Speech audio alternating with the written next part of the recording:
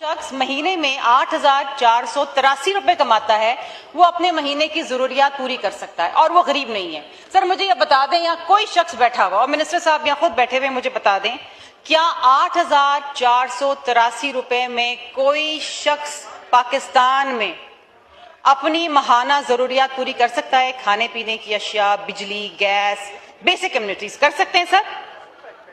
अगर नहीं कर सकते तो इस फिगर को सर रिवाइज करें और कौम से सच बोलें कि कितने लोग गुर्बत की सतह से सर नीचे हैं। सर अब रिलीफ किसको दी जा रही है? अब आप ये देखें, इस बजट के अंदर इस यूथ के लिए कुछ नहीं देखा। I saw nothing at all. 16 crore 30 lakh Pakistani नौजवान है सर, और मैंने उनके लिए जो एक खतीर रकम रखी गई है वो है 5 अरब रुपए। 5 अरब रुपए 1,20,000 नौजवानों के लिए, जिनको ट्रेनिंग दी जाएगी। इसका मतलब ये है सर कि जो बाकी नौजवान हैं उनके लिए कुछ नहीं, सिर्फ 1,20,000 नौजवान। इसका मतलब ये है जो आप खर्च कर रहे हैं 16 करोड़ 30 लाख नौजवानों पे पाकिस्तान में, वो है 0.07%।